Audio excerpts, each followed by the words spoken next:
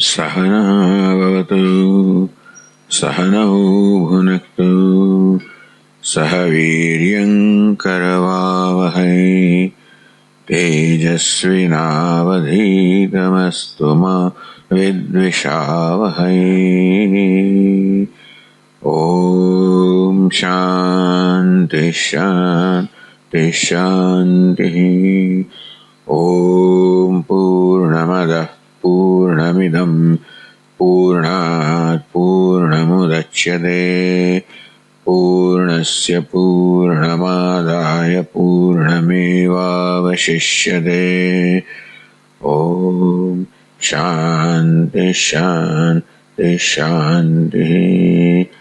श्रुतिस्मृतिपुराणानाम् आलयं करुणालयं नमामि भगवत्पादं शङ्करं लोकशङ्करं शङ्करं शङ्कराचार्यं केशवं बादरायणं सूत्रभाष्यकृतौ वन्दे भगवन्तौ पुनः पुनः। ईश्वरो गुरुरात्मेति मूर्तिभेदविभागिने व्योमवद्व्याप्तदेहाय दक्षिणामूर्तये नमः।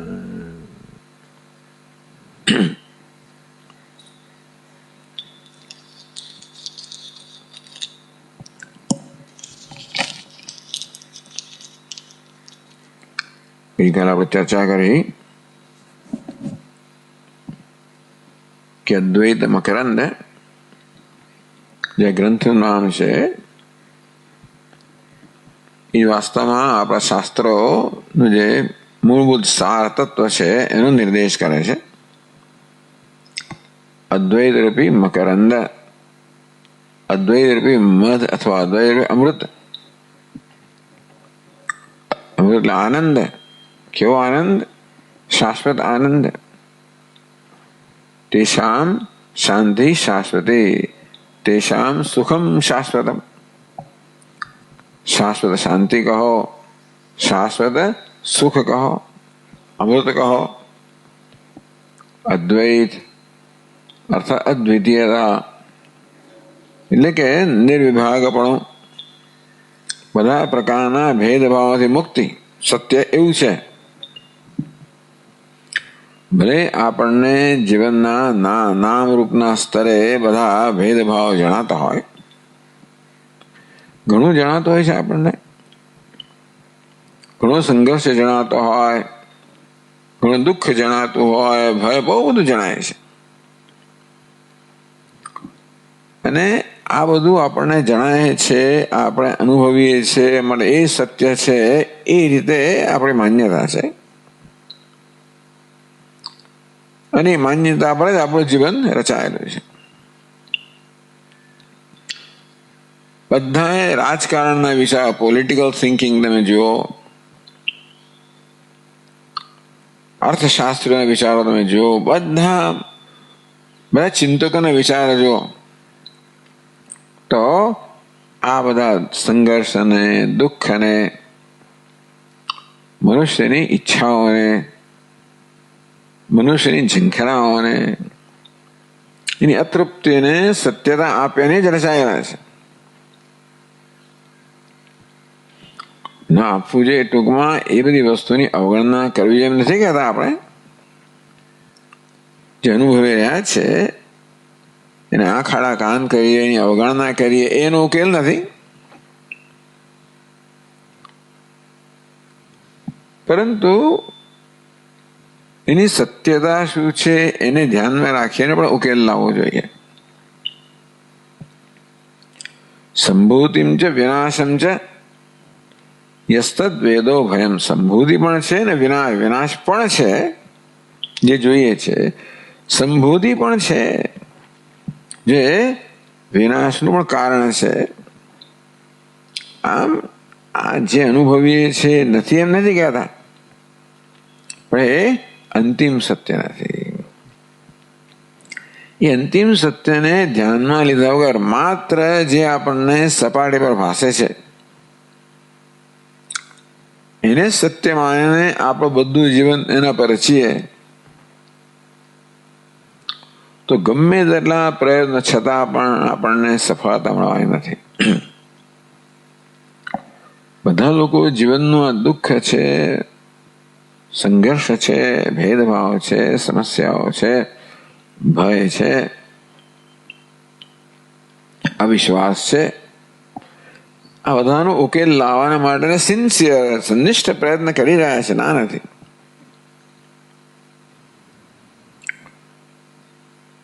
પરંતુ એ 10મા શ્લોકને શોધવા જેવું છે. એટલે જે વાસ્તવિક સત્ય છે, જે અધિષ્ઠાન છે, એને ગણતરીમાં લીધા વગર આપણે ઉકેલ લાવવા માંગીએ છીએ. એટલે વેદાંત શાસ્ત્ર કહે છે કે આ બધા દ્વૈત કે ભેદભાવના મૂળમાં, બધા દુઃખના મૂળમાં આનંદ રહેલો છે. બધા ભયના મૂળમાં નિર્ભયતા રહેલી છે. અભયમ પ્રતિષ્ઠામ વિંદતે. બહુ મહત્વની વસ્તુ છે. આ સત્ય મિથ્યાના ભય જે છે વેદાંત કે મિથ્યા છે. મિથ્યા છે એટલે નથી એમ નથી કહેતા, પણ તમે એને જરા વધારે સૂક્ષ્મતાથી તપાસો. કશી વસ્તુને સૂક્ષ્મતાથી તપાસીએ ને તો અંદરનું બધું ચિત્ર ઉપસી આવે. આજકાલ પેલા ચિત્રો આવે છે ને એની સામે આપણે ધારી ધારીને જોઈએ જરા એકદમ, તો ધીમે ધીમે અંદર એક ચિત્ર ઉપસી આવે. ઓ, આ તો ભગવાન શિવજી છે, કૈલાસ પર બેઠેલા છે.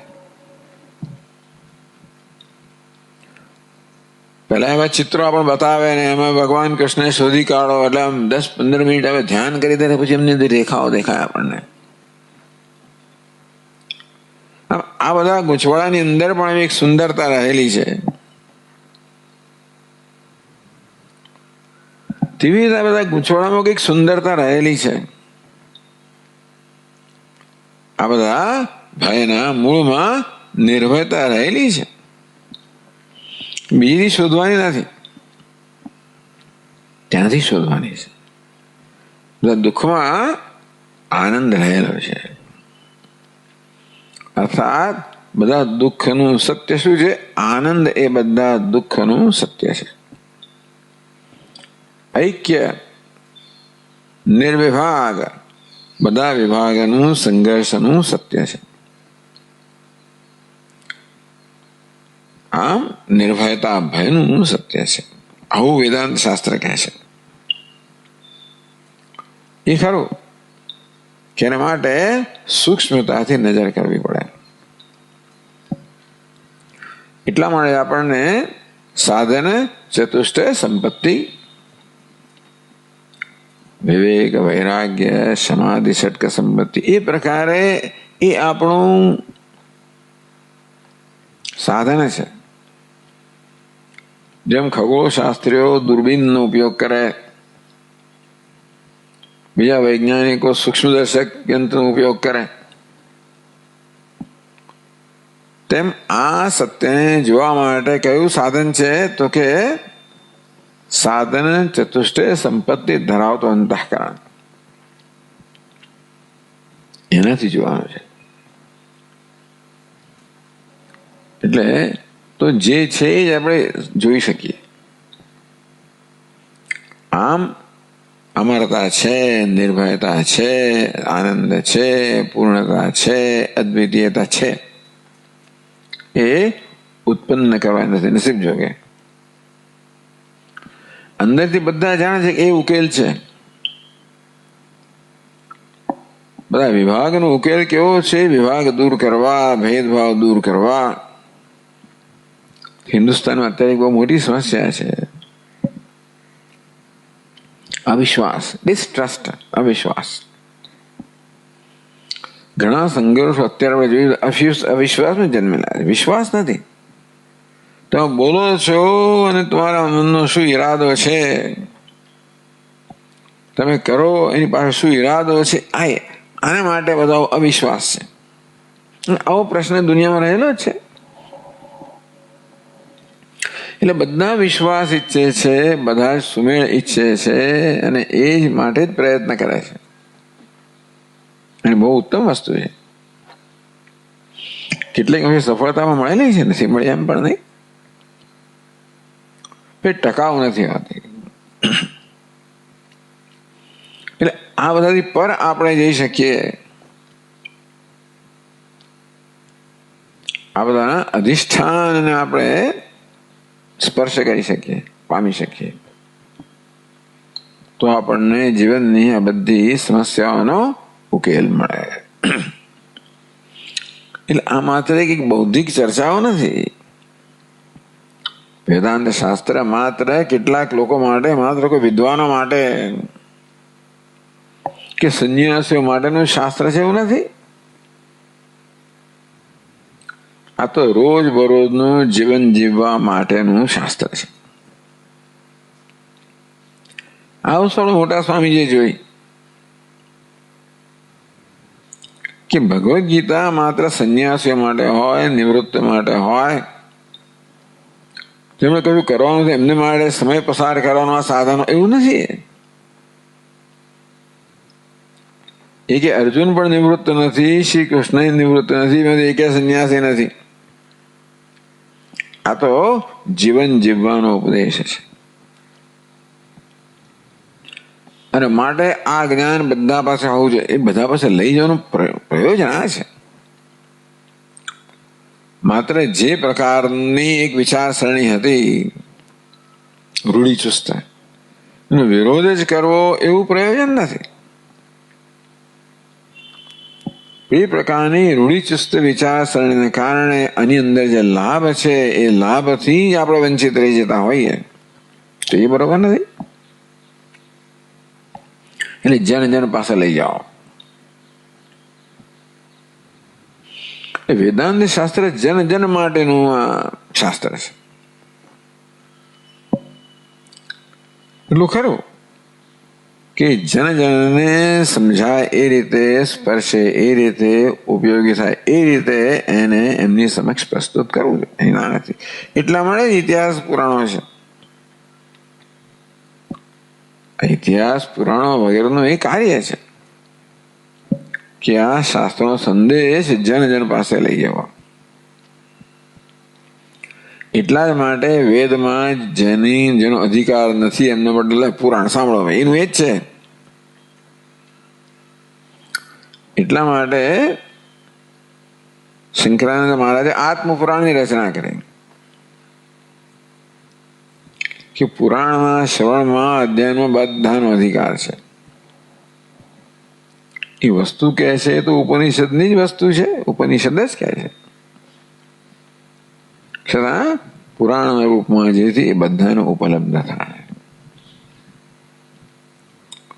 વાત સાચી છે કે એવી ભાષામાં કહેવામાં આવે એવું હોય જ છે. દરેક શાસ્ત્રની પોતાની એક પરિભાષા હોય, ટેકનોલોજી, ટેકનિકલ ટર્મ્સ. એ શાસ્ત્રમાં પ્રવેશવા માટે પરિભાષા વગેરે આપણે જાણવી જોઈએ. વાત સાચી છે. અને છતાંય પણ ખરો વિદ્વાન એને કહેવાય જે પોતાનો અત્યંત ગહન સિદ્ધાંત પણ સામાન્ય માણસને સમજાવી શકે. એ ખરી વિદ્વત્તા છે. એવા શબ્દોમાં અને વાક્યમાં બોલીએ જેથી બધાની ઉપર જ જતો રહે. એ હશે, સાચું હશે. એમાં વિદ્વત્તાની કસોટી નથી. મોટા મોટા વૈજ્ઞાનિકો પણ એવી ભાષામાં કહેવા માંગે જેથી સામાન્ય માણસો સમજી શકે, તો તેમને વિજ્ઞાન અર્થ રહે ને. ચાલો કહેવાનો ભાવ હતી કે અદ્વૈત મકરંદ આપણે લાગે બહુ અઘરું શાસ્ત્ર છે.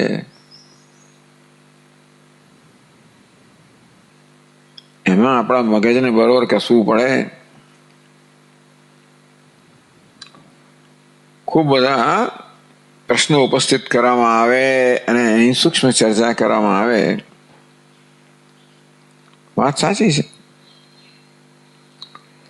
એકના એક શાસ્ત્રમાં જેમ જેમ આપણે ઊંડાણમાં જતા જઈએ તેમ તેમ એની ઊંડાણ માટે આપણામાં સૂક્ષ્મતા જોઈએ. એની ના નથી. એનો મોટો મોટો સંદેશ આપણે સમજાય જાય, જીવનમાં ઉપયોગી છે જ. પછી એક સમય આવે કે આપણે એની સૂક્ષ્મતામાં પણ જવું પડે. એટલે આ કેવો કઈ મહાન સૂક્ષ્મ ગ્રંથ નથી, છતાંય પણ બીજા બધા ગ્રંથો આપણે અભ્યાસ કરીએ એની તુલનામાં થોડીક સૂક્ષ્મતા એકાગ્રતા માંગેલી. એટલે ગઈકાલે આપણે સાંજે ચર્ચા કરી. શંકરાજી મહારાજ કે મૈયા સખ મના પાર્થ યોગમ યુંજન મદાશ્રય અસંશયમ સમગ્રમ યથા જ્ઞાસતિ તચ્છૃણુ યથા જ્ઞાસતિ તચ્છૃણુ.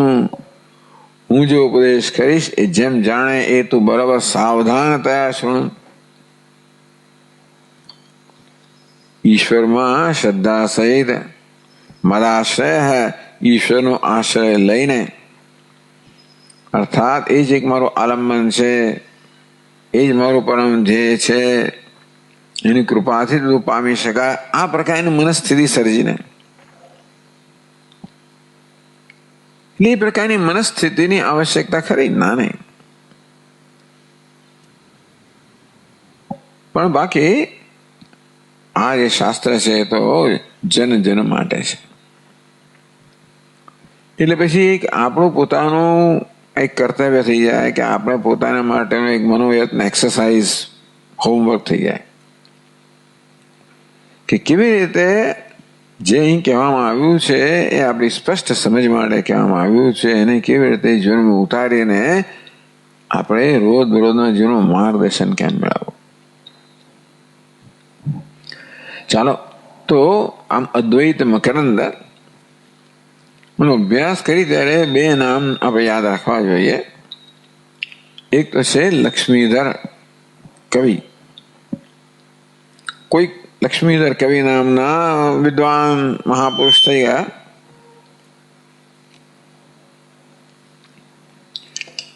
એ કયા કાળમાં થઈ ગયા એ વિશે કઈ નિર્ણય નથી. કોઈ કહે કે ભાઈ ઈસવીસન 1320 હશે, કોઈ કે 11મી શતાબ્દીમાં હશે,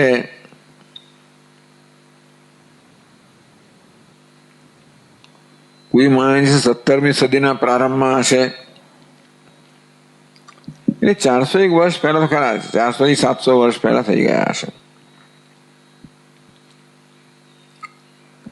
અને આ ગ્રંથ આપણી પાસે કેવી રીતે આવ્યો? આપણો પૂજ્ય સ્વામીજી, અમે પણ શોખીન ખરા બધા અભ્યાસ કરવાના, એટલે ઋષિકેશમાં રહેતા હશે એ દિવસો દરમિયાન કઈ હરિદ્વારમાં કોઈ કઈ જગ્યાએ કે બુક સ્ટોરમાં દુકાનમાં ગયા હશે અને પુસ્તકો જોતા જોતા આ એમના હાથમાં આવ્યું. અને ત્યારથી પછી એમણે આ શીખવાનું શરૂ કર્યું અદ્વૈત મકરંદ. તો લક્ષ્મીધર કવિની રચના છે 28 શ્લોકની. પહેલો શ્લોક તો મંગલાચરણ રૂપમાં છે, છેલ્લો શ્લોક છે તો આશીર્વાદના રૂપમાં છે. 26 શ્લોકની અંદર તત્વનું નિરૂપણ થયું છે. અને આ ગ્રંથની ગંભીરતા જુઓ, કારણ કે સ્વયં પ્રકાશ યતિ નામના અત્યંત વિદ્વાન મહાપુરુષે એના પર ટીકા રચેલી છે. એ સ્વયં પ્રકાશ યતિની બીજી ટીકાઓથી આપણે પરિચિત છીએ. આપણે દક્ષિણામૂર્તિ સ્તોત્રમાં પણ એની ટીકાનો અભ્યાસ કર્યો છે. એક મનીષા પંચકમ નામનો નાનકડો ગ્રંથ છે, 5 શ્લોકો, એમાં એના પર પણ એની ટીકા છે.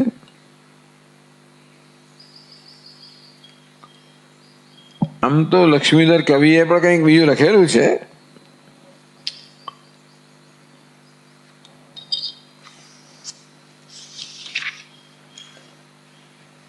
અમૃત તરંગિણી નામની શ્રીમદ ભાગવત પરની ટીકા. ભગવાન નામ કૌમુદી નામનો પણ ગ્રંથ, ભગવાન નામ કૌમુદી, ભાગવતની અમૃત તરંગિણી ટીકા. એટલે આ બધા મહાપુરુષોના હૃદયમાં ભક્તિભાવ તો છે જ. આમ ઘનઘોર વેદાંતના ગ્રંથોની રચના કરતા પણ એમનામાં ભક્તિભાવ તો છે જ. એટલે શ્રીમદ ભાગવતની ટીકા હોય કે ભગવાન નામ કૌમુદી, ભગવાન નામ રૂપી સરસ કૌમુદી કમળ તો આના પર સ્વયં પ્રકાશ યતિ એ ટીકા લખેલી છે અને બહુ ઉત્તમ ટીકા છે જે આપણે જોઈશું.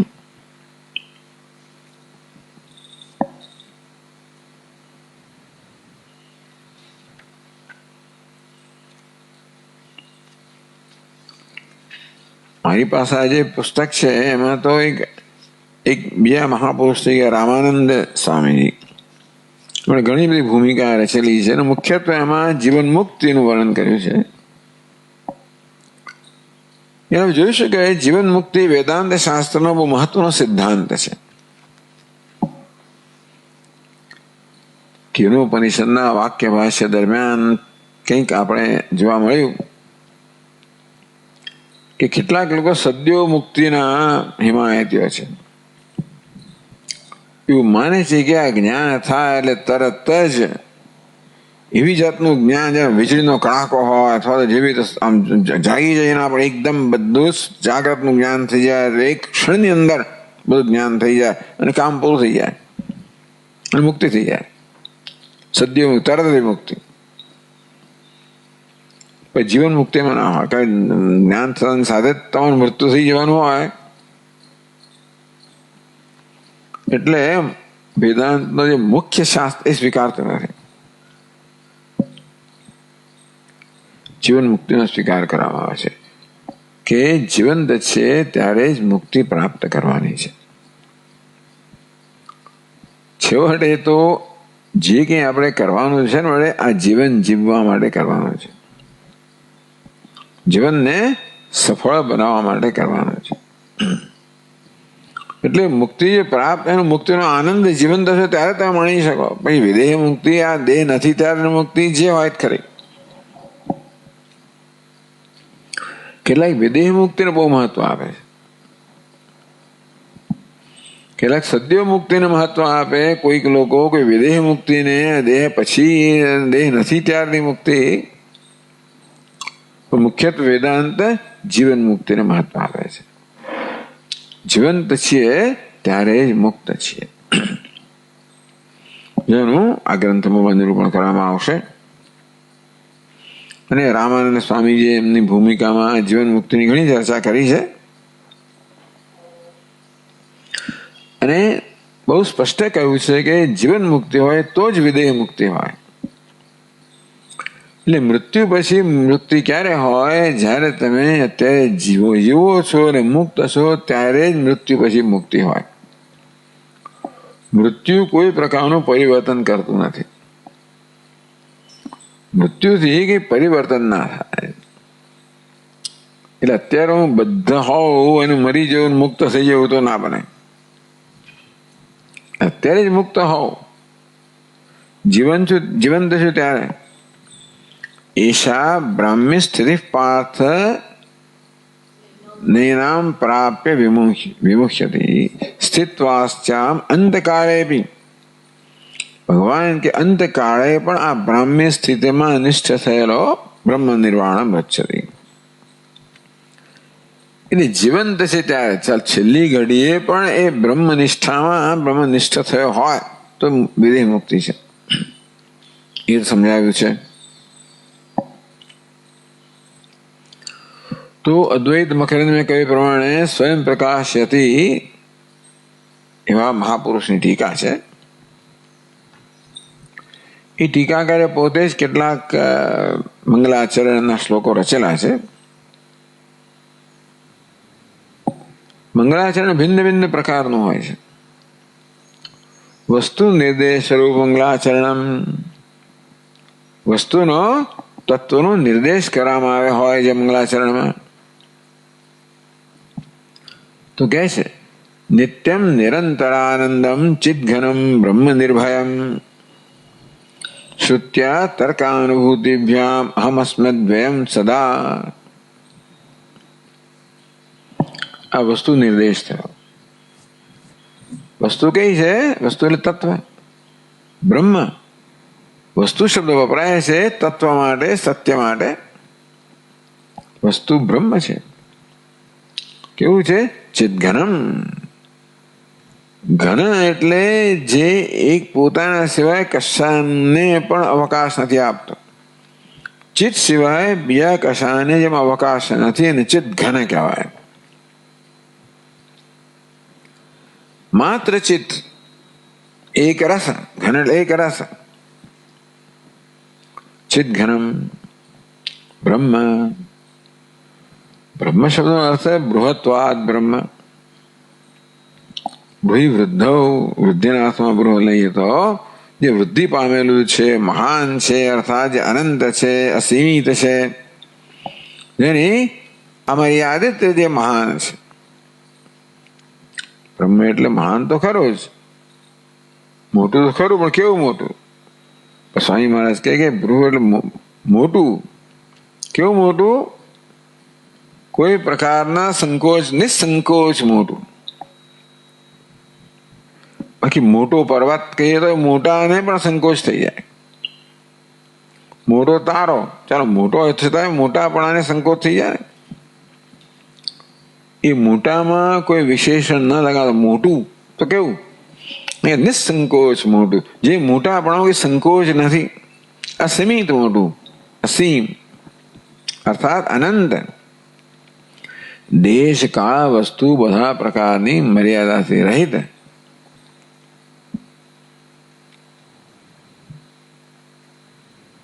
ચિદઘનમ બ્રહ્મ નિર્ભયમ. આ બધા વેદાંત શાસ્ત્રના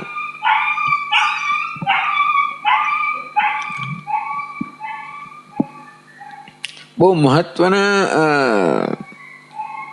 પ્રયોજનો છે, તાત્પર્ય છે. કઈ નિર્ભયમ અભયમ પ્રતિષ્ઠા વિંદતે. તૈત્તિરીયોપનિષદ કહે કે જ્ઞાની પુરુષ અભયમાં નિર્ભયતામાં પ્રતિષ્ઠિત થાય છે. એટલે નિર્ભયતા જીવનનું ધ્યેય છે. આપણા જીવનના ધ્યેયને ભિન્ન ભિન્ન આપણે જોઈ શકીએ.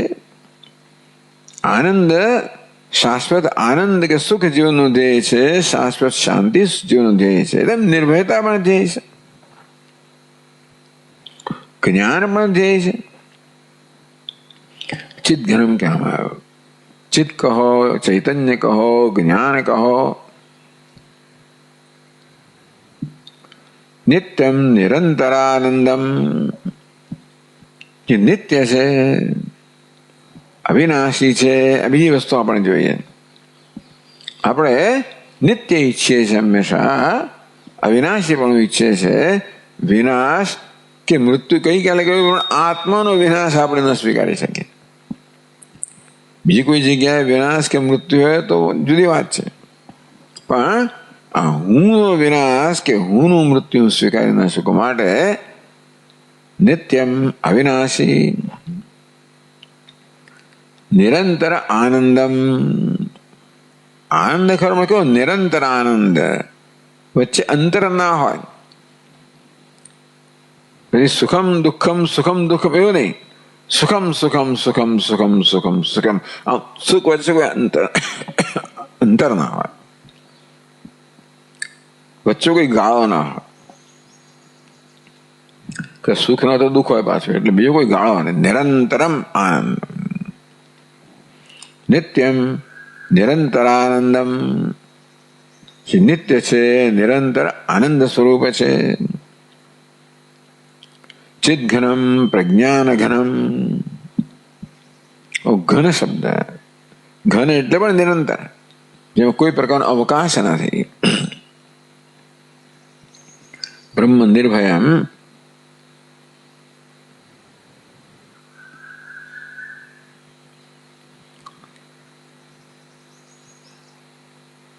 અહમ અસ્મી એ કહે છે હું છું. આવો બ્રહ્મ હું છું સદા. અહમ અસ્મી. આપણે કેવી રીતે નક્કી કર્યું કે આ બ્રહ્મ હું છું? કે બધા તો એમ જ માને કે હું મર્ત્ય છું, દુઃખી છું, અજ્ઞાની છું. આવો નિત્ય નિરંતર આનંદ ચિદઘનમ બ્રહ્મ નિર્ભય હું છું એવું આપણે નક્કી કેવી રીતે કર્યું? આ પ્રકારની સમજ પર, આ પ્રકારના જ્ઞાન આપણે કેવી રીતે પ્રાપ્ત કર્યું? શ્રુત્યા તર્કાનુભૂતિભ્યામ. શ્રુતિ, યુક્તિ અને અનુભવ, અને પ્રમાણ કહેવામાં આવ્યું. શ્રુતિ પ્રમાણ છે. એ શ્રુતિ પ્રમાણ ક્યારે બને? જ્યારે યુક્તિપૂર્વક એને સમજવામાં આવે ત્યારે. શ્રુતિ એટલે શાસ્ત્ર, વેદ, ઉપનિષદ. એ શબ્દોના રૂપમાં છે અને માટે એ વાક્યના રૂપમાં છે, શબ્દના રૂપમાં છે. અને એ શબ્દને વાક્યને એ જ અર્થમાં સમજવું જોઈએ જે અર્થમાં એ પ્રયોજાયેલું છે. જેણે વાક્યનો પ્રયોગ કર્યો એણે કયા અર્થને ધ્યાનમાં રાખીને એ વાક્યનો, એ શબ્દનો પ્રયોગ કર્યો છે. એ વક્તાએ જે અર્થને ધ્યાનમાં રાખીને વિવક્ષિત અર્થ કહેવાય. વિવક્ષા શું છે? શું કહેવાની ઈચ્છા છે? શું પહોંચાડવાની ઈચ્છા છે? એ ક્યારેક ક્યારેક શબ્દોનો માત્ર વ્યાકરણથી થતો અર્થ કે વાચ્યાર્થ કે પ્રચલિત અર્થ પર્યાપ્ત ન પણ હોય. આપણે જે ગંભીર વસ્તુ પહોંચાડવા માંગીએ છીએ કદાચ શબ્દમાં એટલું બધું બળ ના હોય કે એટલું ગાંભીર્ય કે એટલી ઊંડાણ પહોંચાડી શકે. આપણા સ્વામીજી કે loaded meaning, word is loaded with meaning. શબ્દને અર્થથી ભરવામાં આવે. એટલે વક્તાએ શબ્દનો જે પ્રયોગ કર્યો, કયો અર્થ ભરાયેલો છે? શબ્દ પોતે કદાચ એટલું એના પ્રચલિત અર્થથી એટલું ન પહોંચાડી શકે તો પછી એનો આપણે એનો કયો અર્થ, લક્ષ્યાર્થ જાણવો પડે. એટલે શબ્દોનો શું અર્થ થાય એ અર્થ સમજવામાં આપણો ગુરુજી તો જોઈએ છે, શંકા નથી, જે આપણને તાત્પર્ય ઉઘાડી આપે, પણ જે આપણે તર્કથી અર્થાત યુક્તિથી સમજીએ. શબ્દ માત્ર સાંભળવાનો નથી પણ એ સમજવાનો છે. શાસ્ત્રનો શબ્દ પ્રમાણ તો ખરો. એ પ્રમાણ ક્યારે બને? જ્યારે જે અર્થમાં શબ્દ કે વાક્ય પ્રયોજાયેલું છે એ અર્થમાં એને સમજવામાં આવે ત્યારે એ આપણે માટે પ્રમાણ એટલે કે જ્ઞાનનું સાધન બને. યુક્તિ જોઈએ, એટલે તર્ક જોઈએ, યુક્તિ જોઈએ. એટલે જ આખા બ્રહ્મસૂત્રની રચના કરવામાં આવી. શેના માટે? ઉપનિષદો છે એમના તાત્પર્યનો, એના વાક્યનો તાત્પર્યનો નિશ્ચય કરવા માટે. કે ઉપનિષદમાં, શાસ્ત્રોમાં કહ્યું છે ને શું અર્થ કરવાનો. અને મીમાંસા કહેવાય, વિચાર કહેવાય. એ શેને થાય? તર્કથી થાય, યુક્તિથી થાય. છેવટે અનુભવ જે કહેવામાં આવ્યું એ મારો પોતાનું જ્ઞાન બને.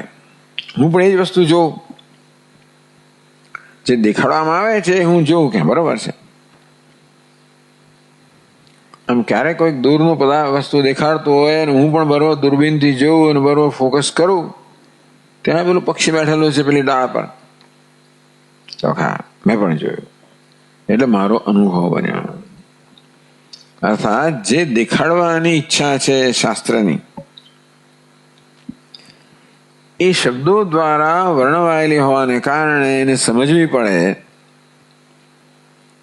આમ આંખો છે કે એને સમજવાની જરૂર નથી. આ ગુલાબી રંગ છે, આ કેસરી રંગ છે, એમાં યુક્તિની જરૂર નથી, કારણ કે એ સીધો અનુભવનો વિષય બને છે. પણ શબ્દોના સમજવા માટે યુક્તિની જરૂર છે, એના તાત્પર્યનો નિર્ણય કરવાની જરૂર છે. શ્રુતિ તર્ક અનુભૂતિભ્યામ. અને છેવટે એનું પ્રમાણ શું? ટૂંકમાં એ વસ્તુ ખરેખર એને કામ કર્યું છે એનો પુરાવો શું? અનુભવ. અર્થાત જે દર્શન મને પ્રદાન કરવા માંગે છે એ મારું પોતાનું દર્શન બને, એ મારી પોતાની સમજ બને, મારું પોતાનું જ્ઞાન બને. એ શબ્દોનો પ્રયોજન છે ને. બધા પ્રકારનું આ રીતે કમ્યુનિકેશન થતું હોય, વાર્તાલાપ થતો હોય, વક્તાઓ પોતાના વિચારોને પહોંચાડવા માંગતા હોય, એ સફળ ક્યારે થયું હોય? જ્યારે શ્રોતા એ શબ્દોને એ જ અર્થમાં સમજે જે અર્થમાં વક્તાએ એમને પ્રયોજ્યા હતા. એ શ્રોતાના અનુભવનો વિષય કહો, જ્ઞાનનો વિષય કહો બને. શ્રુત્યા તર્કાનુભૂતિભ્યામ. તો શાસ્ત્રે તો કહ્યું કે બ્રહ્મ કેવું? નિત્યમ નિરંતરાનંદમ ચિદઘનમ બ્રહ્મ નિર્ભયમ. આ વસ્તુ છે એનો નિર્દેશ કરવામાં આવ્યો. અહમ અસ્મિ, બ્રહ્મ હું છું. કેવી રીતે કહો છો? શ્રુત્યા તર્કાનુભૂતિભ્યામ. શ્રુત્યા કઈ વિભક્તિ છે? ત્રીજી. Very good. તર્કાનુભૂતિભ્યામ એ કઈ વિભક્તિ છે?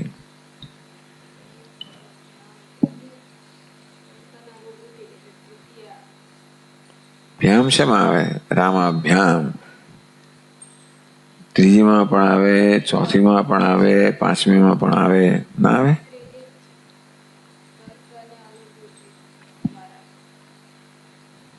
શ્રુત્યા કઈ વિભક્તિ છે? તો પછી તર્કાનુભૂતિભ્યામ કેવી હોવી જોઈએ? ત્રીજી હોવી જોઈએ. ચોથી હોઈ શકે ભ્યામને કારણે, પાંચમી હોઈ શકે, પણ હોવી કઈ જોઈએ? શ્રુત્યાની લાઈનમાં છે. કઈ હોવી જોઈએ? ત્રીજી હોવી જોઈએ. બરાબર ને? એટલે ત્રીજી કયું એ પૂરતું નથી, એનું કારણ આપણે જાણવું પડે ને, કે કેમ ત્રીજી છે, ચોથી કેમ નથી, પાંચમી કેમ નથી. કારણ કે સાધન બતાવ્યું છે, કારણ બતાવ્યું. સાધન શ્રુતિ દ્વારા, તર્ક અનુભૂતિ દ્વારા. આ પ્રકારે મેં જાણ્યું તો એ મારું જ્ઞાન બન્યું. એ તો હું કહું છું અહમ અસ્મિ સદા, એવું અદ્વયમ અહમ અસ્મિ સદા. અદ્વિતીય બ્રહ્મ, એ બ્રહ્મને હુંમાં કોઈ ભેદ નથી. એ બ્રહ્મ તો હવે નિત્યમ રહ્યું, નિરંતરાનંદ રહ્યું, ચિદઘનમ બ્રહ્મ નિર્ભયમ. બરોબર છે, પણ અહમ અસ્મિ મહત્વનું છે. સદા, ક્યારેક નહીં. માત્ર સમાધિ અવસ્થામાં હોવ અને મેં અનુભવ કર્યો અને પછી જતું રહ્યું નહીં.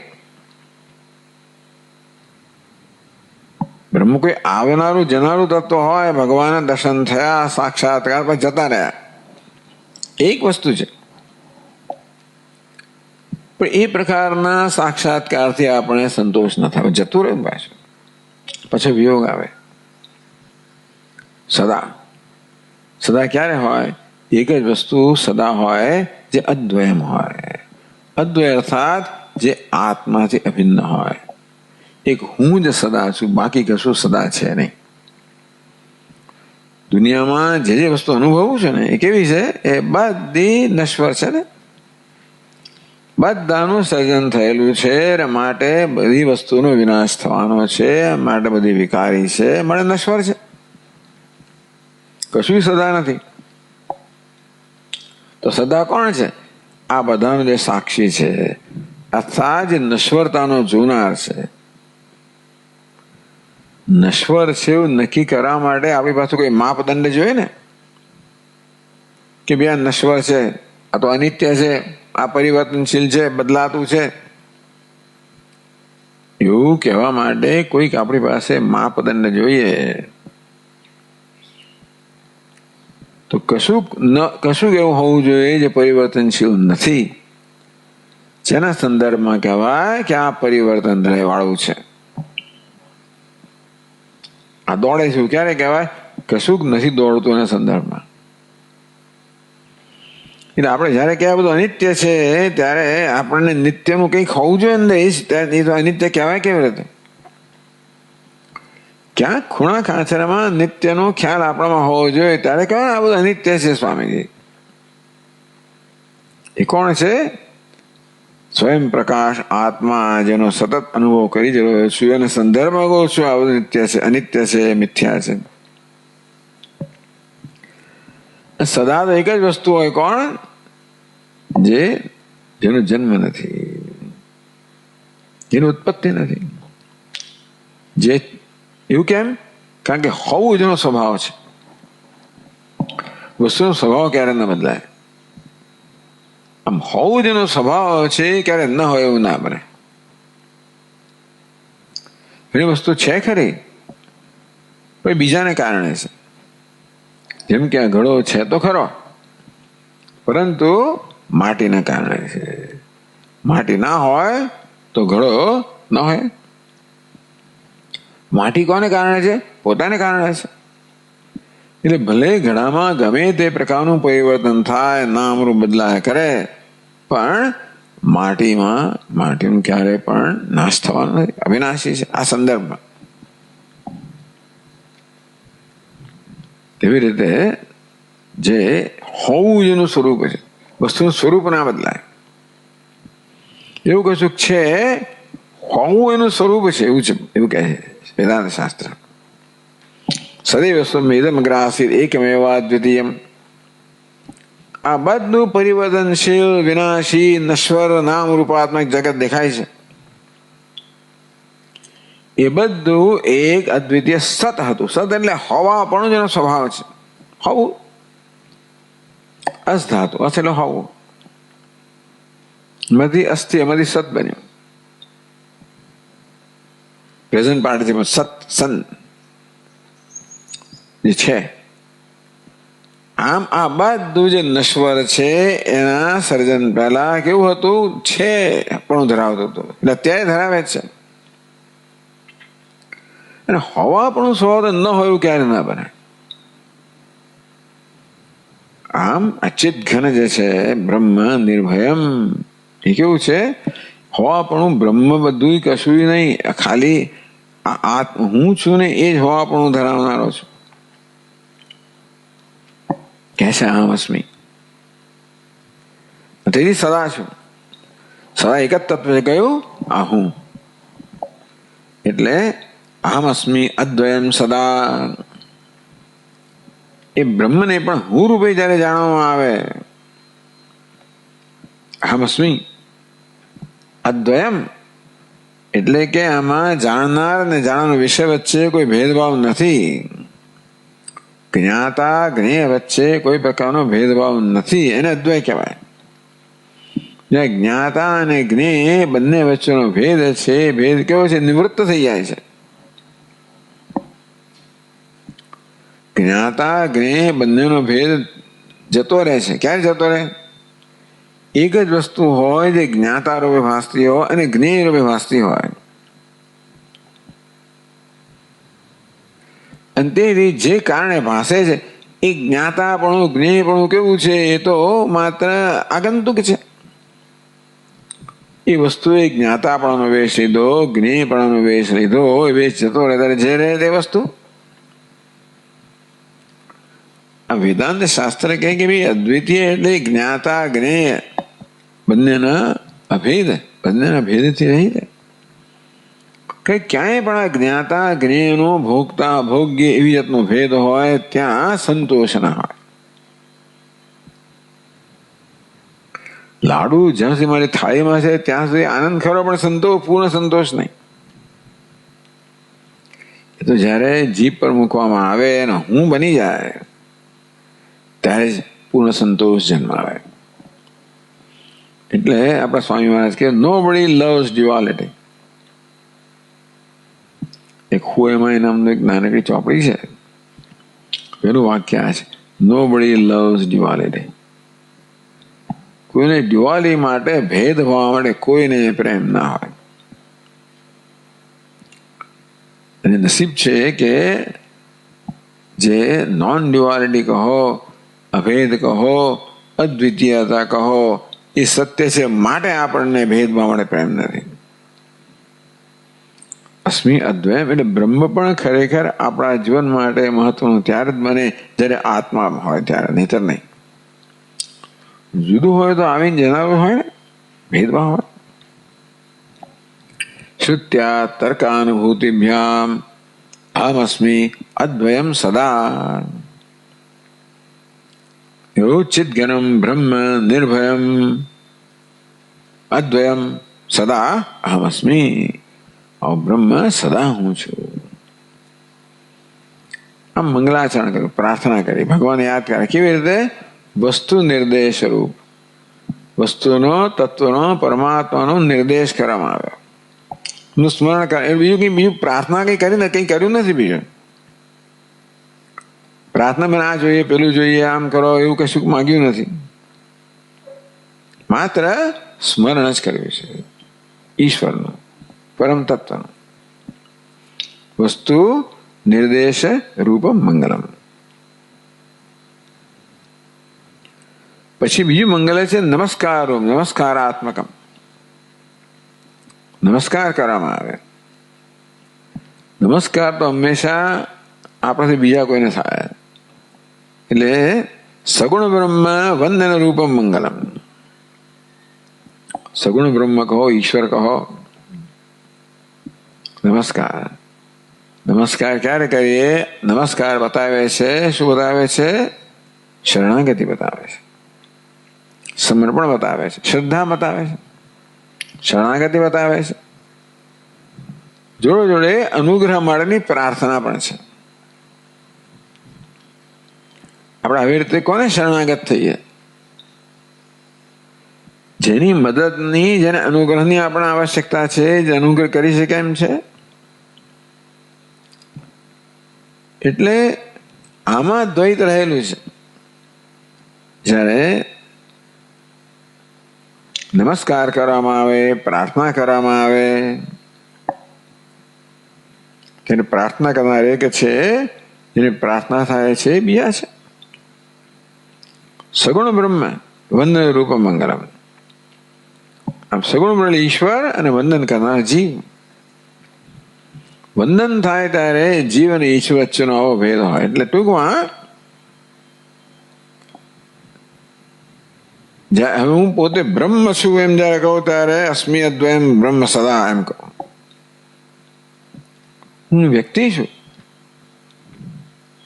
દેહ બુદ્ધ્યા તો દાસોહમ, જીવ બુદ્ધ્યા ત્વદંશક, આત્મબુદ્ધ્યા ત્વમેવાહમ.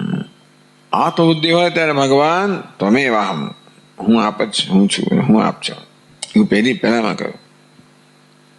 દેહ બુદ્ધ્યા તો દાસોહમ. દેહમાં અહમ ભાવ સહિત જ્યારે ભગવાનની સાથે હું ભગવાનનો વિચાર કરું, ચિંતન કરું, વ્યવહાર કરું. દાસ છું, કૃપા આકાંક્ષી છું, કૃપા પ્રાર્થી છું. એટલે બીજા શ્લોકમાં અંબા ગૃહીત વામાર્ધમ વંદે ચંદ્રકલાધરમ લાવણ્ય મધુરાકારમ કારુણ્ય રસવારિધિમ. પોતાના ઈષ્ટ દેવતાને નમસ્કાર કરે છે. કોણ ઈષ્ટ દેવતા છે? ભગવાન શિવજી. વર્ણન કર્યું અંબા ગૃહીત વામાર્ધમ. અંબા એટલે માતા, વામ એટલે ડાબુ, અર્ધ વામાર્ધ એટલે એમનું ડાબુ અર્ધ એટલે અર્ધાંગ, ડાબી બાજુનો. કોણ છે? અંબા, માતા પાર્વતી. પાર્વતીને જેમણે પોતાના ડાબા અંગમાં ગ્રહણ કર્યા, અર્થાત પાર્વતી જેમના ડાબા અંગ રૂપમાં છે, અથવા જેમના ડાબા અંગમાં પાર્વતીજી સુશોભી છે એમ કહેવાય. વામ ભાગમાં પાર્વતી શોભે છે, પણ પાર્વતી રૂપી વામ ભાગ છે. એવું નથી કે એમને બેઠેલા છે, એવું નથી. અને અર્ધાંગ પાર્વતી છે. અંબા ગૃહિત વામાર્ધમ. તો જ શિવજીમાં કશું કરવાની શક્તિ આવે. બાકી એકલા પેલા બ્રહ્મ કશું કરી ના શકે. બહુ સારું, નિત્યમ નિરંતરાનંદમ ચિદઘનમ બ્રહ્મ નિર્ભયમ, વાત બરોબર, પણ કશે ઉપયોગી નથી. એ જ્ઞાનના વિષય છે. કશું જોઈતું હોય ને તો ભાઈ જયારે પાર્વતી આવે, શક્તિ આવે ને ત્યારે કશું કરી શકે, ભાઈ કઈ ના કરી શકે. એટલે વંદન કોને થાય? જેના કૃપા પ્રાર્થી, આપણે કૃપા પ્રાર્થી હોઈએ ને. કૃપા કોણ કરે? જેનામાં કરવાની શક્તિ હોય. અને બાકી બધું પણ શક્તિ જોઈએ, જ્ઞાન જોઈએ. જ્ઞાન શક્તિ, ક્રિયા શક્તિ, ઈચ્છા શક્તિથી જયારે યુક્ત થાય ત્યારે જ કઈ વ્યવહાર કરી શકે, બાકી ના કરી શકે. અંબા એ શક્તિ છે. ત્યારે ભગવાન જયારે શક્તિથી સંયોજાય, ધારણ કરે, જો ખરું ગૃહિત વામાર્ધમ, જેમણે પોતાના વામ ભાગમાં ધારણ કર્યા છે, સ્થાન આપ્યું છે. એટલે ભગવાન પોતાની ઈચ્છાથી ધારણ કરે છે, એમને જરૂર નથી. પણ જે કાર્ય કરવા માંગે છે એ માટે એમને જરૂર છે, માટે એ પૂરતા એ માટે શક્તિને ધારણ કરે. બાલયસે વિશ્વોત્પત્તૌ ભવાય નમો નમઃ. ભગવાને જયારે જગતનું સર્જન કરવું હોય ત્યારે આ રાજસી શક્તિ છે ને ધારણ કરવી પડે. પ્રબળતમસે તત્સંહારે હરાય નમો નમઃ. એમને નાશ કરવો પડે, જરૂર હોય ત્યારે તામસી શક્તિ છે એને ગ્રહણ કરે. સત્વોદ્રિક્ત મૃળાય નમો નમઃ. જન સુખ કરે, પાલન કરવું હોય, સુખ આપવું હોય ત્યારે શક્તિ જોઈએ. કશું એકલા ના કરી શકે, સાત્વિક શક્તિ જોઈએ. મૃળાય નમો નમઃ. નિસ્ત્રિગુણ્ય પ્રમહસી પદે, સ્વયં નિસ્ત્રિગુણ્ય છે. પ્રમહસ એટલે પ્રકાશમય છે, ચૈતન્યમય છે, એવા શિવજી છે. સ્વયં કેવા છે? નિસ્ત્રિગુણ્ય શિવાય નમો નમઃ. પ્રમહસી પદે નિસ્ત્રિગુણ્ય શિવાય નમો નમઃ. આ ત્રણ ગુણ, રજોગુણ શેના માટે છે? સર્જન કરવા માટે. તમોગુણ શેના માટે છે? વિનાશ કરવા માટે. સત્વગુણ શેના માટે છે? રક્ષણ કરવા માટે. સ્વયં કેવા છે? નિસ્ત્રિગુણ્ય. આમ ગુણ ધારણ કરે ત્યારે પછી એ પ્રકારનું કાર્ય કરી શકે. આમ ભગવાન નિષ્ક્રિય છે સ્વભાવથી. નિષ્ક્રિયમ નિષ્કલમ શાંતમ. શાંત, નિષ્ક્રિય, નિષ્કલ, નિર્વિભાગ એવા છે. પણ ક્રિયા કરવી હોય તો બધી શક્તિ જોઈએ. ક્રિયા શક્તિ જોઈએ, ઈચ્છા શક્તિ જોઈએ, જ્ઞાન શક્તિ જોઈએ, સરસ્વતી પણ જોઈએ, લક્ષ્મી પણ જોઈએ, દુર્ગા પણ જોઈએ, પાર્વતી. આ બધી શક્તિઓ, પાર્વતી આ બધા રૂપમાં અવતાર લે છે ને. એટલે અંબા ગૃહિત વામાર્ધમ, જેમણે પોતાના વામ અર્ધમાં, વામ ભાગમાં અંબા અર્થાત પાર્વતીને ગ્રહણ કર્યા છે. શેના માટે? આ જગતનું સર્જન, પાલન, લય કરવા માટે. જીવો બધા ઊંઘી ગયા છે, જગાડવા પડે, એના પર કૃપા કરવી પડે ને. કારણ કે એમને છેવટે એમનું જીવન જે મોક્ષ છે અથવા એની ઈચ્છા પૂરી કરવી પડે. સર્જન શેના માટે કરે ભગવાન? બધા જીવોની ઈચ્છા પૂરી કરવા માટે એમને યોગ્ય ક્ષેત્ર મળે, એમના કર્મ પ્રમાણે. એવું કરવા માટે ઘણી કૃપા જોઈએ ને. જીવોની ઈચ્છાની જરૂર એટલે જરૂરિયાતથી પ્રેરાય ના થાય છે. સો કામ હતા ભગવાનના મનમાં ઈચ્છા શેના માટે જન્મી? આ જીવોમાં જે બધી ઈચ્છા છે એના એક સમગ્ર સરવાળા રૂપે ઈચ્છા જન્મી. જેથી ઈચ્છાના પરિણામે, ઈચ્છા પૂર્તિના પરિણામે બધા જીવોની ઈચ્છા પૂરી થાય. એ રીતે સર્જનમાં કરુણા રહેલી છે. બધા ઊંઘતા જીવોને ભગવાન જગાડે કે જાગો ભાઈ, લો, તમે ઉપાધિ લો, આ ક્ષેત્ર લો, તમારી ઈચ્છાઓ પૂરી કરો. અભ્યુદય કે નિશ્ચય છે? અભ્યુદયની ઈચ્છા હોય, ભોગની ઈચ્છા હોય, નિશ્રેયસ મોક્ષની ઈચ્છા હોય, બંને પ્રકારની અનુકૂળતા કરી આપે. ભગવાન આગળ નહીં રાખતા તારે મોક્ષની ઈચ્છા જ હોવી જોઈએ. અભ્યુદયની ઈચ્છા છે, લે ભાઈ આ લે, પ્રવૃત્તિ માર્ગ. મોક્ષની ઈચ્છા છે, નિવૃત્તિ માર્ગ. આ બધું કરે ભગવાન. કોના દ્વારા કરે? અંબા દ્વારા, શક્તિ દ્વારા, પાર્વતી દ્વારા. એ પોતે તો મયા અધ્યક્ષેણ પ્રકૃતિ સુયતે સચરાચરમ. ભગવાનનું અધ્યક્ષ છું, અધિષ્ઠાન છું, માત્ર છું, પ્રકાશ છું, મારા મહિમામાં પ્રતિષ્ઠિત છું. મારી સન્નિધિ માત્રથી આ પ્રકૃતિ કહો, પાર્વતી કહો, સુયતે સચરાચરમ, આ ચરાચર જે જગત છે સુયતે ઉત્પન્ન કરે છે, એને પાલન કરે છે, વળી પાછું લય કરે છે. આ બધું કરવા માટે અંબા ગૃહિત વામાર્ધમ, પોતાના વામ ભાગમાં જેમણે અંબાને ધારણ કરેલા છે. આમ તો જેમનો વામ માર્ગ અંબાથી સુશોભિત છે એમ કહેવાય. એટલે ભગવાન દક્ષિણામૂર્તિ ના વિગ્રહની અંદર આનું માત્ર એક સૂચન કરવામાં આવ્યું કે ભગવાનનો જે જમણા કાનની અંદર આ કુંડળ છે એ પુરુષો પહેરે એવું કુંડળ છે, અને ડાબા કાનમાં કુંડળ કેવું છે જે સ્ત્રીઓ ધારણ કરે એ પ્રકારનું કુંડળ છે. તો એક જોઈએ એટલે ખબર પડે શું ધારણ કે આપણે જોયું નથી સ્ત્રીઓ કેવું ધારણ કરે છે અને પુરુષો કેવું ધારણ કરે છે, પણ તેનાથી ખબર પડે. એ દ્વારા સૂચન કરવામાં આવ્યું. ભગવાનનો ડાબો અંગ કેવું છે? એ સ્ત્રી છે, શક્તિ છે, નારી છે, અર્ધનારીશ્વર. તો આ પ્રકારે અંબા ગૃહિત વામાર્ધમ ઘણી વાર બતાવવામાં આવે અડધો ભાગ સ્ત્રી હોય, અડધો ભાગ પુરુષ. બહુ વિચિત્ર લાગતું હોય છે, પણ છતાં ચિત્ર હોય જ ખરો. મને વિચિત્ર લાગે છે. ચંદ્ર કલાધરમ, ચંદ્રની કલાને ધારણ કરનાર. ચંદ્રની કલા, આખો ચંદ્ર નહીં, ક્રેસન્ટ, ચંદ્રની કલા ધારણ કરનાર. એ કયો ચંદ્ર છે ખબર છે? દ્વિતીયાનો ચંદ્ર. દેખાય જ નહીં આપણને લગભગ, અર્થાત અમાવાસ્યાના દિવસે ચંદ્રમાં દેખાય જ નહીં.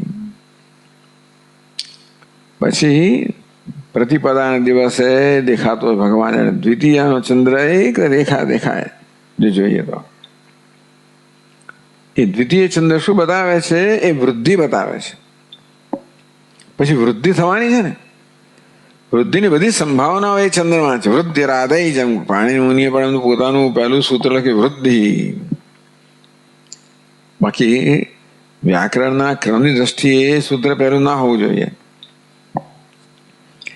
વૃદ્ધિના ઉપદેશથી વ્યાકરણ શરૂ ના થાય, પણ છતાં એવું લખ્યું હમણાં. કેમ? મંગલાચરણના રૂપમાં વૃદ્ધિ રાધઈ છે. તો ભગવાનમાં જે ચંદ્રકલા જે છે, ચંદ્રકલાધરમ, ચંદ્રકલાને ધારણ કરનાર, શશધર મુકુટમ, શશ એટલે સસલું, શશધર સસલાને ધારણ કરનાર એટલે કોણ? ચંદ્રમાં. મુકુટમ જેનો મુકુટ છે, શશધર. ઘણા લોકો શશીધર મુકુટમ, તો શશી એટલે ચંદ્ર થઈ ગયું, શશીધર ના હોય. શશી એટલે ચંદ્ર થયું, તો ચંદ્ર ધારણ કરનાર મુકુટ શશધર મુકુટમ. ચંદ્ર કલાધરમ, ચંદ્રની કલાને ધારણ કરનાર, અર્થાત જગત કૃપા કરનાર. વૃદ્ધિ એનું પ્રતીક છે ભગવાન, એટલે વૃદ્ધિનું કારણ છે, સમૃદ્ધિનું કારણ છે, ઉદ્ભવનું કારણ છે.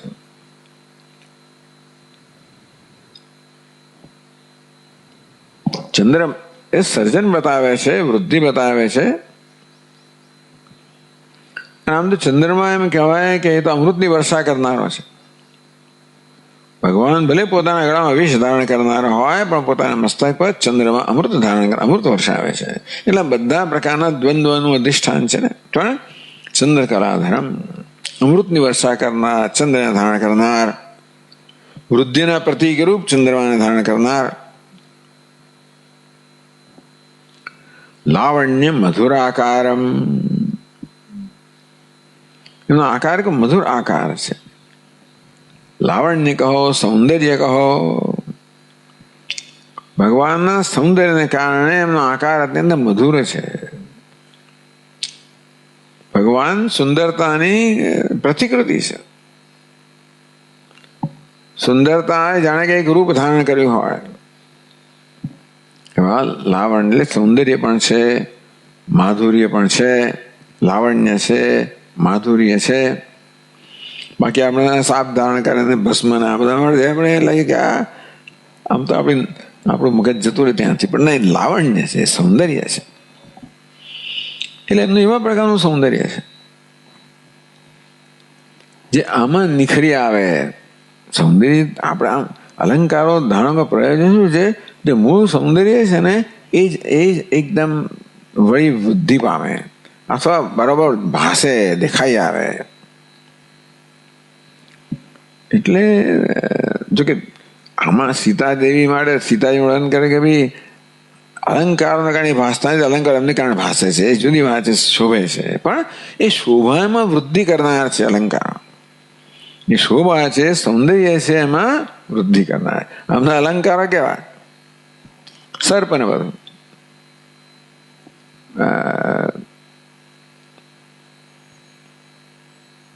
ચંદ્રોદ્ભાસ શેખરે સ્મરહરે ગંગાધરે શંકરે સર્પહી ભૂષિત કંઠ કર્ણ વિવરે નેત્રોત્થવ વૈશ્વાનરે. કઈ જાતના અલંકારો છે? નેત્રોત્થવ વૈશ્વાનરે, એમના ત્રીજા નેત્રમાંથી અગ્નિ પ્રગટ થઈ રહ્યો છે. કામના કુંડ સર્પથી બનેલા છે. કે એમનું જે સૌંદર્ય છે એમાં આ અલંકારો છે. તો જે પ્રકારનું સૌંદર્ય હોય એ પ્રકારના અલંકારો એ સૌંદર્યની એમાં વૃદ્ધિ કરનાર. વિષ્ણુ ભગવાનના અલંકારો એક પ્રકારના છે, શિવજીના અલંકારો જુદા પ્રકારના છે. જે પ્રકારનું સૌંદર્ય એનામાં છે એને ઉદ્ઘાટિત કરનાર. લાવણ્ય મધુરાકારમ, ત્યાં બધું શોભે. સર્પ પણ સર્પહી ભૂષિત કંઠ કર્ણ વિવરે નેત્રોત્થવ વૈશ્વાનરે દંતિત્વ કૃત સુંદરામ. મળ્યું વસ્ત્ર કયું મળ્યું? જંગલમાં રહેના, આમ તો જંગલના દેવતા છે ને, જે મળ્યું લઈ લે. હાથીનું ચામડું બધું પહેરી લે, એવું. સાપ મળ્યો ઉડી આમ ધારણ કરી લે. ટૂંકમાં વનની અંદર મળનારી જંગલી વસ્તુઓ જ એ બધું ધારણ કરનાર હોય. દંતિત્વ કૃત સુંદરામ વર્ધરે ત્રૈલોક્ય સારે હરે વગેરે. લાવણ્ય મધુરાકારમ, લાવણ્ય કારણે જેમનો આકાર મધુર છે અથવા જે મધુર આકારના છે, માધુર્યનું સ્વરૂપ છે. કારુણ્ય વારિધિમ, એ કેવા છે? વારિધિ છે, સમુદ્ર છે. શાના? કારુણ્ય રસના સમુદ્ર છે.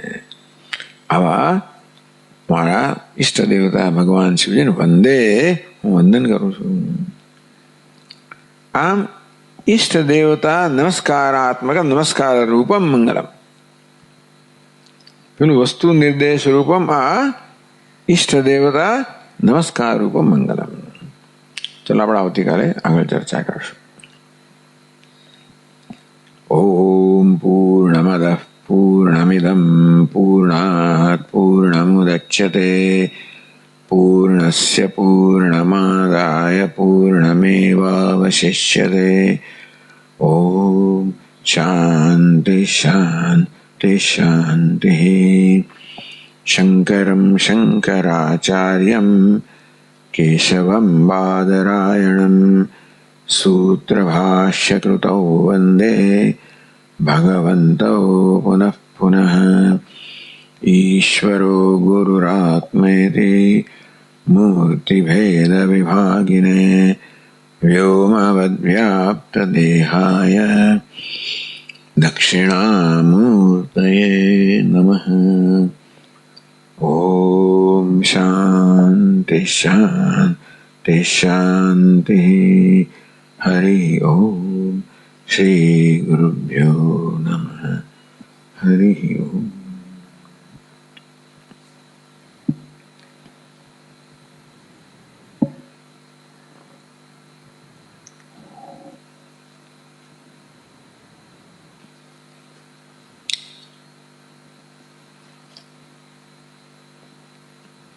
આજે સાંજે કેનોપનિષદ વાક્ય ભાષ્યનો ક્લાસ છે 6 થી 7.